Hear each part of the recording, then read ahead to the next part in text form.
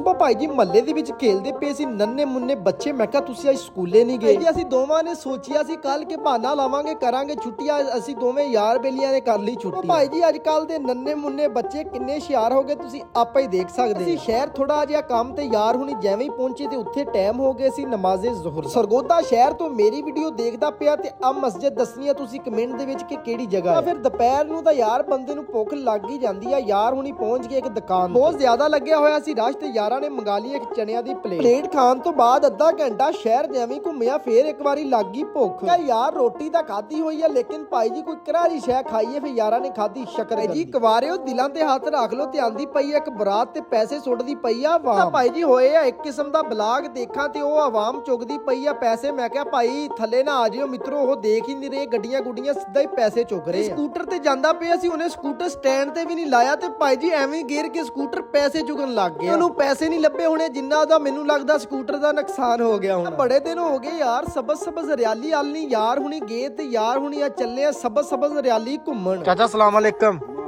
ਕਾਰੀ ਕਿੱਧਰ ਗਿਆ? ਅੱਛਾ ਮੈਂ ਵੀ ਕਾਰੀ ਕੋ ਜਾਂਦਾ, ਕਾਰੀ ਨੇ ਮੇਰੇ ਕੰਮ ਆ ਜ਼ਰਾ। ਭਾਈ ਕਰਦਾ ਪਿਆ ਫੁੱਲ ਭਾਰਾ ਨਾਲ ਅੱਜ ਕੱਲ ਭਾਈ ਜੀ ਮਿਹਨਤ। ਦੇਖਾਂ ਤੇ ਭਾਈ ਜੀ ਸਬਜ਼ੀਆਂ ਨੂੰ ਪਾਣੀ ਲੱਗ ਗਿਆ ਤੇ ਇੱਧਰ ਦੇਖਾਂ ਲਸਣ ਤੇ ਨਾਲ ਲੱਗਿਆ ਹੋਇਆ ਸਰੋਂ ਦਾ ਸਾਗ। ਗਈ ਆ ਪਈ ਆ ਕਾਰੀ ਦੀ, ਕਾਲ ਕੀਤੀ ਆ ਕਾਰੀ ਨੂੰ ਲੇਕਿਨ ਕਈ ਆ ਪਈ ਆ ਦੇਖੋ, ਪਤਾ ਨਹੀਂ ਕਿੱਧਰ ਗਾਇਬ ਹੋਏ ਭਾਈ ਜੀ। ਕਾਰੀ ਨੂੰ ਫੜਨਾ ਪੈਣਾ, ਗਿਆ ਕਿੱਥੇ ਆ ਇਹ, ਦੇਖਣਾ ਤਾਂ ਪੈਣਾ ਭਾਈ। ਐਵੇਂ ਤਾਂ ਨਹੀਂ ਅਸੀਂ ਜਾਨ ਛੱਡਣੀ ਕਿਉਂਕਿ ਅੱਜ ਪਾਣੀ ਦੀ ਵਾਰੀ ਸੀ, ਪਾਣੀ ਲੱਗ ਗਿਆ ਆ ਤੇ ਆਪਣਾ ਕਈ ਆ ਪਈ ਆ ਤੇ ਆਪੇ ਕਿੱਥੇ ਲੱਭਦੇ ਹੁਣ।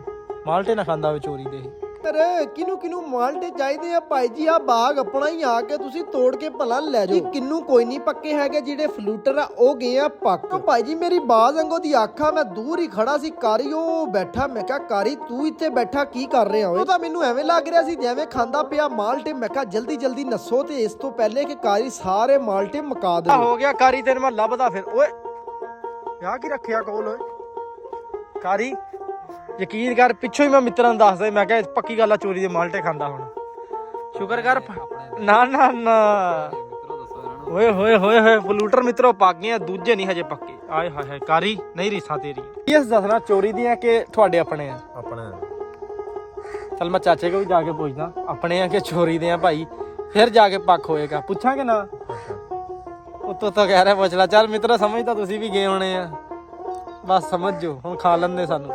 ਭਾਈ ਜੀ 3 ਫਲੂਟਰ ਬਚੇ ਸੀ ਤੇ ਯਾਰਾਂ ਨੇ 3 ਫਲੂਟਰ ਮਿੰਟੋ ਪਹਿਲਾਂ ਦੇ ਦਿੱਤਾ ਰਗੜਾ ਤੇ ਭਾਈ ਜੀ ਮਜ਼ਾ ਤਾਂ ਆਇਆ ਖਾ ਕੇ ਐਵੇਂ ਕਹੀਏ। ਤੋੜ ਯਾਰ ਕਾਰੀ ਨਿੰਬੂ ਥੋੜੇ ਚਾਹੀਦੇ ਆ। ਤੋੜ ਸਾਗ ਵੀ ਲੱਗੇ ਆ ਭਾਈ ਜੀ, ਸਰੋਂ ਦਾ ਸਾਗ ਇਹਨੂੰ ਕਹਿੰਦੇ ਆ ਮਿੱਤਰੋ।